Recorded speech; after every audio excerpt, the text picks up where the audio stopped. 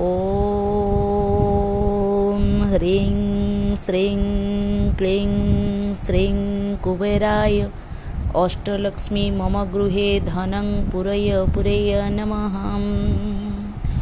ॐ ह्रीं श्रीं क्लीं श्रीं कुबेराय अष्टलक्ष्मी मम गृहे धनं पूरय नमः।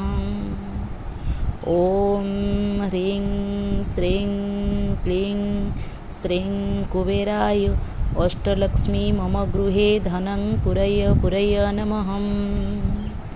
ଏହି ମନ୍ତ୍ରଟିକୁ ପ୍ରତ୍ୟେକ ଗୁରୁବାର ଦିନ ଯଦି ସମସ୍ତ ନାରୀମାନେ ଏହି ମନ୍ତ୍ରଟିକୁ ପ୍ରତ୍ୟେକ ଦିନ ସକାଳେ ଠାକୁର ପୂଜା କରିବା ସମୟରେ ଏହି ମନ୍ତ୍ରକୁ 21 ଥର କିମ୍ବା ଅତି କମରେ 5 ଥର ପଢ଼ନ୍ତି, ତେବେ ଆପଣଙ୍କ ଗୃହରେ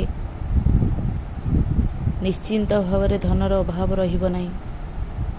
ଆପଣଙ୍କ ଘରେ ସଦାସର୍ବଦା ଅଷ୍ଟଲକ୍ଷ୍ମୀଙ୍କର ଆବିର୍ଭାବ ହେବ। ହଁ ଆଜ୍ଞା, ଏ କଥାଟିକୁ ନିଶ୍ଚିନ୍ତ ଗ୍ରହଣ କରନ୍ତୁ। ଏହି ମନ୍ତ୍ରଟିକୁ ନିଶ୍ଚିନ୍ତ ଭାବରେ ପଢ଼ନ୍ତୁ।